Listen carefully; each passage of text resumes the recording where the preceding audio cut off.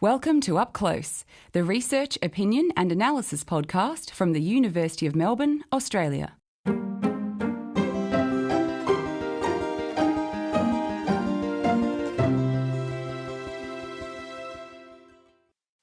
What we think of as our own emotions, the way we love, the way we laugh, the way we sorrow, the way we grieve, the way we suffer anxieties. How did we learn these things? We learned them either by directly reading Shakespeare or having it refracted by those who come after Shakespeare, but who wouldn't have written as they did without Shakespeare. A man who meant a great deal to me, Owen Barfield. He once said to me at lunch, I was so struck by it, I've repeated it 20 times since, and everything I've written about Shakespeare, I repeat it there. He liked my repeating it, he told me in a letter, so he finally put it in one of his books. He said, I'm not sure I have the exact wording, but it's pretty close, almost verbatim. He said, it can positively chagrin us when we come to realize that what we want to think are our own emotions originally was Shakespeare's thoughts. That's a beautiful sentence and a very profound and truthful observation. That was world-renowned literary critic Professor Harold Bloom of Yale University, and he's reflecting on the importance of the works of William Shakespeare. It was an excerpt of a longer interview in mid-2011 on Radio Open Source. I'm Jennifer Cook. Thanks for joining us. So how do we convey the passion and the pathos of the bard to young people who have never heard him before? For many of us, our first introduction to his plays involves sitting in class reading pages and pages of text out loud, trying to come to grips with phrases and rhythms that often seemed like a foreign language. And if we didn't understand, sometimes we were told to read slower and louder. Professor Jonothan Neelands is lead academic for the new Royal Shakespeare Company and University of Warwick Centre for Teaching Shakespeare. He's a National Teaching Fellow in the UK and Chair of Drama and Theatre Education in the Institute of Education at the University of Warwick.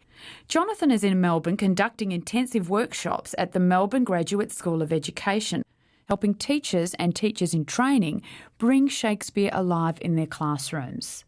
He believes there must always be rich and relevant human content at the heart of theatre and drama, and he asks us to imagine what our schools would be like if every lesson and every subject in the curriculum was taught as if the students had the choice to be there or not. Professor Neelands, welcome to Up Close. Thank you very much. Very pleased to be with you. Now, Jonothan, I had the privilege this week of sitting in on part of your workshop here at the University of Melbourne, and I have to say there was something just so uplifting and invigorating about having all those engaged educators in one place. They were literally playing together. Now, as a journalist, it is fascinating to see your theories of agency and action and process right there in front of me. I could see the passion of them. I could see the flashes of surprise as these adults began to view it was Henry V that you were talking about in ways they'd never thought of. Is that your aim? I think it is. And that notion of choice is very important.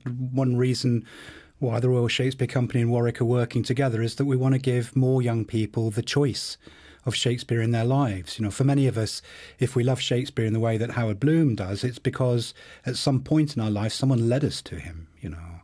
And if you're lucky, it's a good teacher.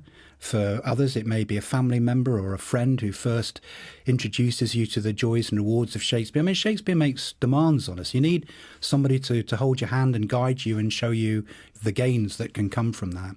And teachers are, for a lot of children, the most likely way that they're going to either come to love Shakespeare or want nothing more to do with it. And that will absolutely depend on the passion of the teacher, but also, we believe, in the way in which Shakespeare is introduced and taught to young people. There was a teaching student in the workshop who I really admired her honesty, actually. She said straight out, look, I tried reading Henry V. I picked it up. I couldn't do it. I think she watched the movie of it, and just seeing her work through that process and the way she was able to engage and bring it to life. So in some ways, I thought she'd be very reflective of a lot of the students she'd be trying to reach in a classroom. Yeah, she would. And I mean, it's interesting that Howard Bloom talks about reading Shakespeare. And for many people, it is the poetry, and they are there as text for contemplation, and it has become part of their language. But we must remember that Shakespeare was a playwright, and an extraordinarily popular playwright. And in a sense, all we're doing is just reclaiming that tradition of Shakespeare as a playwright, and the plays as scripts for action, as well as being there as text for contemplation.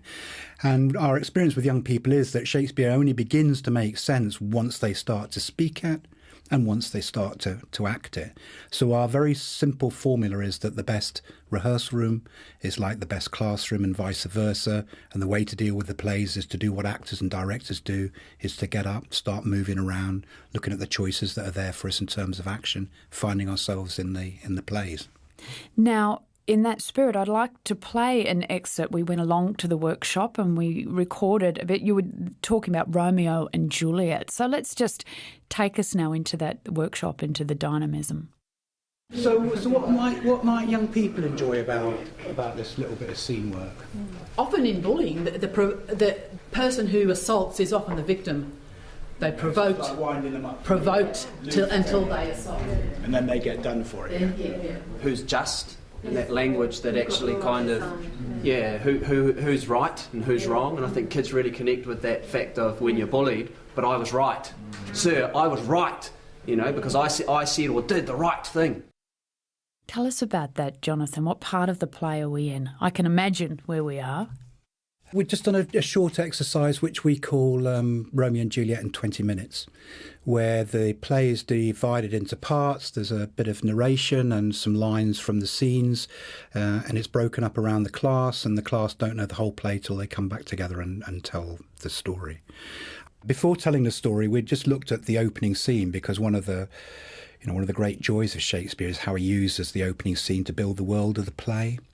And we just wanted to build that kind of hot marketplace, and the combination of upper-class, rich young men, armed, idle, dangerous, ordinary working people going about the business, and the provocation to fight, the knowing it was against the law, but just taking it as far as it can go without getting into trouble. And of course, that's something that young people understand from the playground. It's what they understand from winding each other up. So what's interesting, how quickly it leads to discussions about us and what we know and what we bring to the play and what we bring to the world. And the beauty of the exercise is I'm not telling you what to think. I'm not valuing the play. I'm not doing anything. I'm giving you the story and asking you to make your choices about how to tell that part of the story. And often you end up being, just as I was there, a listener. What I enjoy teaching Shakespeare, what I really enjoy about that is listening to what young people say in response to it. When they get it and when they see that it's open for them to interpret and make their own choices about how things are said and how things are done and how they feel, then I find that really opens them up into discussions which are they're not just classroom discussions, they're human discussions. They're people, citizens, the public sitting in a space thinking about the world through the story, through the characters, through the bits of text which resonate with them. You said two really interesting things there, looking through the story, and I do remember very clearly one of the teachers being quite struck with how she felt a part of the story. So you could see she'd shifted from that teacher role of trying to get the students to understand to actually feeling as if she was part of a narrative. And that idea of being part of something bigger, that's part of life. That's what you're trying to get across to the students. And I think it comes as a surprise even to experienced teachers that once you embody, once you get up and walk in the shoes of Tybalt or Mercutio and Romeo, once you come up against the other characters, it's a visceral, this is not an intellectual abstract exercise. You walk in the talk. And something very powerful comes from that, because you're living through your body an intellectual position which is not your own, a historical character from 400 years ago, and somehow it makes sense because the body understands. The body understands that these movements, these feelings, these hot and cold, the sweat, the nerves, the whatever, is part of the meaning of it. Now, Harold Bloom, in that same radio open source interview, he said if you really learn to read deeply for yourself the works of Shakespeare, then you will be changed. Yeah, I mean, I'm English, of course, and we've got to be careful in the way that we sell Shakespeare to young people. And, I don't sell him as being the greatest writer of all time or being, necessarily an icon of Englishness. The world has shown that he is a world resource. He's performed all over the world, and people from Nelson Mandela through to, all kinds of others have found strength in the words. So it's important in the multicultural pluralist society that we have, that we all feel that we can own his work now. But in some ways, that's made richer by understanding something about his world then and how our preoccupations have remained the same. And that's what I think Bloom is also referring to. We have always loved, we have always sorrowed, we have always fought, we have always, dealt with complex emotions. And Shakespeare was writing for a hugely complex, difficult period of change, in a country dominated by Queen Elizabeth. I mean, Queen Elizabeth is the big figure of the age, not necessarily Shakespeare, performing plays within a lifetime the English people would execute a king. I mean, these are turbulent political periods, and in some ways the mastery of Shakespeare was a response to the times. He had to invent new ways of language, new ways of making theatre in order to hold a mirror up to his turbulent, ever-changing period. And don't we live in those times again? And maybe we always do. This is Up Close, coming to you from the University of Melbourne, Australia. I'm Jennifer Cook, and our guest today is Jonothan Neelands, and we're talking about teaching Shakespeare in schools. Now, Jonathan, you were just talking then about the difficult times and the complicated times that Shakespeare wrote in. In the workshop that I sat in on, you were talking about Henry V, weren't you? And can you talk us back for that context about what happened at the end of the year, and the play was performed in the March the following year? Yeah. There's a long tradition in democracies of connecting theatre to being at war. For the Athenians, the Trojan women and the Persians were both performed when the Athenians were at war, as a reminder that their enemies were not barbaric animals. They were civilized, sensible, intelligent people like themselves, to always see the human in the other, even if they were in conflict. Henry V is apparently about an old war between the English and French, who, had a lot of war going on. But when it was performed in Shakespeare's time, it wasn't during a period of war between the English and the French. It was during a 9-year Irish rebellion.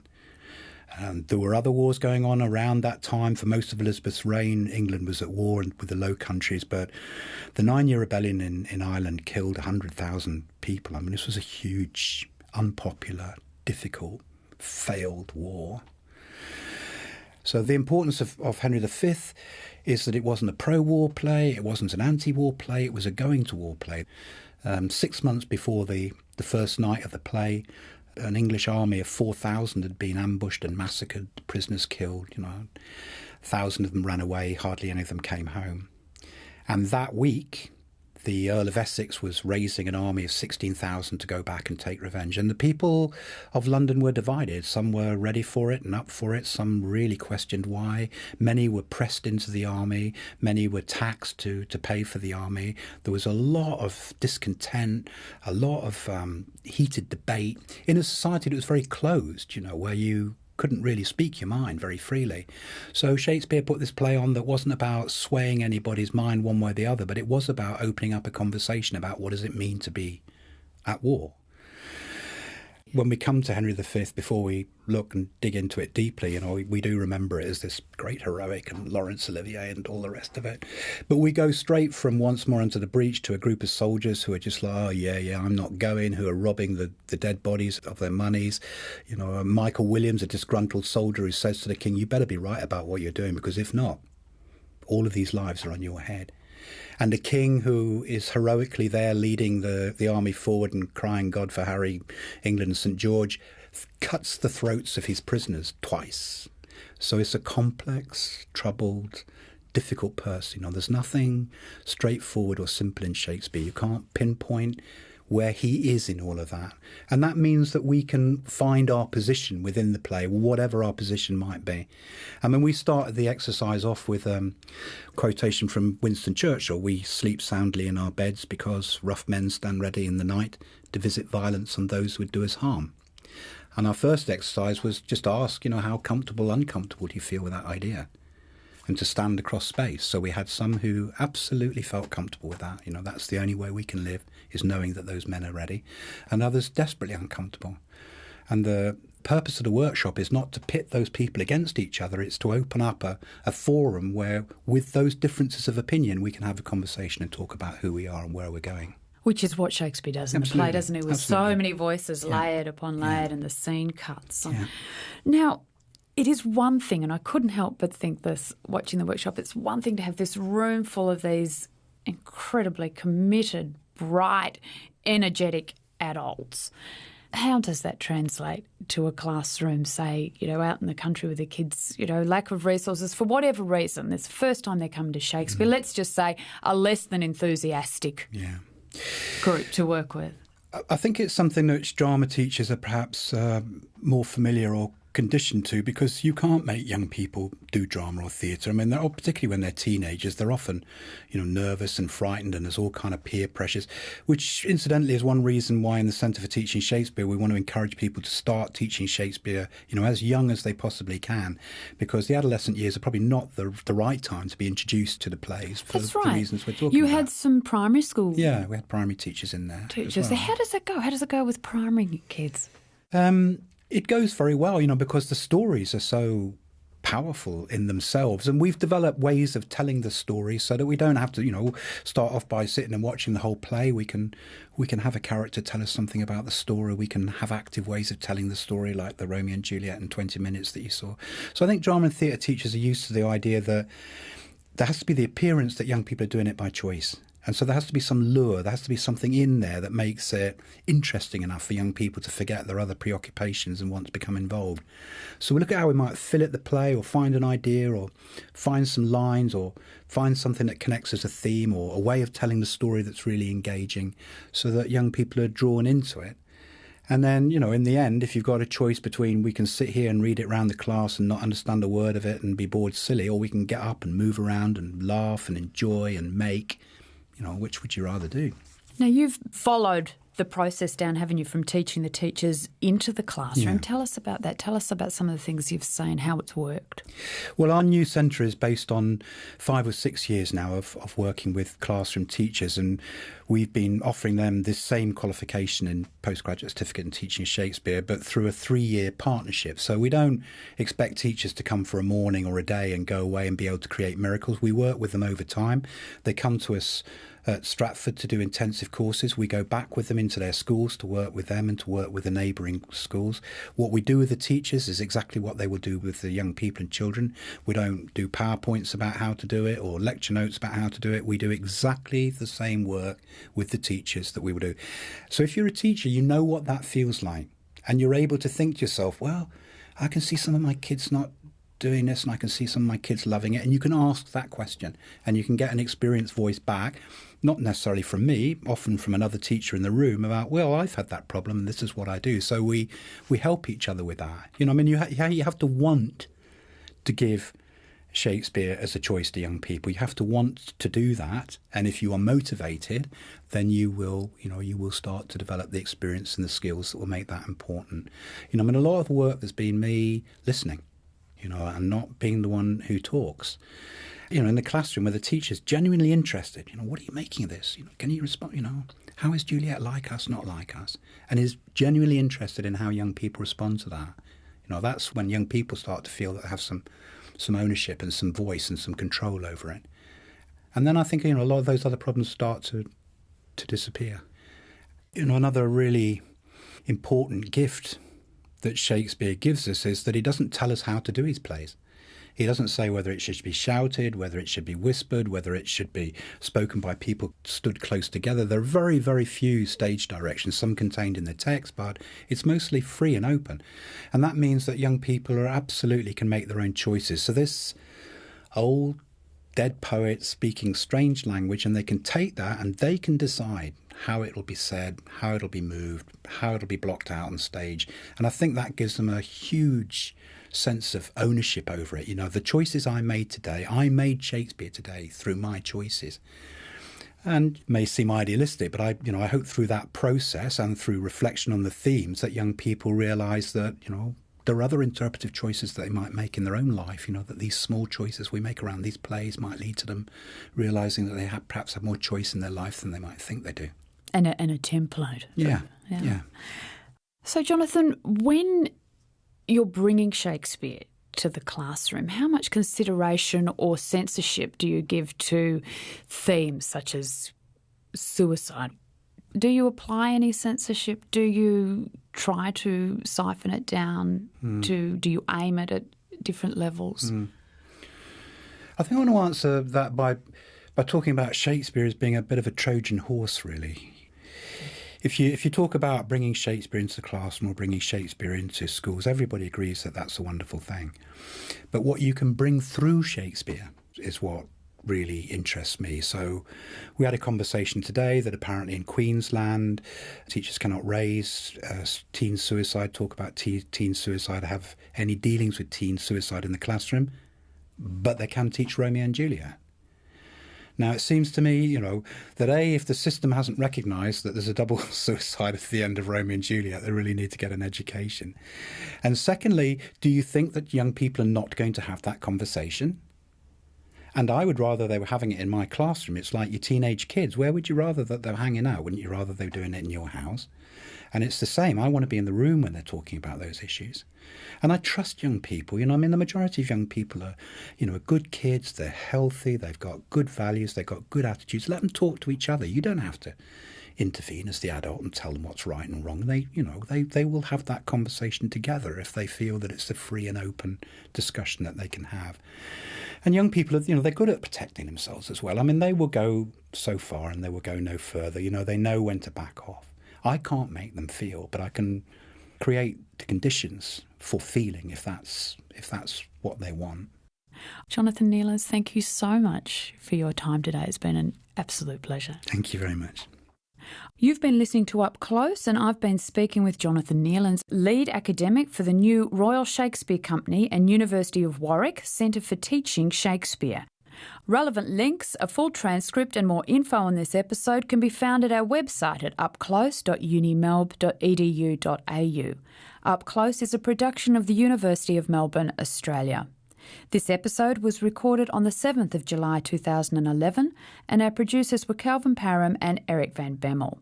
Audio engineering by Gavin Neighbour. Up Close is created by Eric Van Bemmel and Calvin Parham. I'm Jennifer Cook. Until next time, goodbye.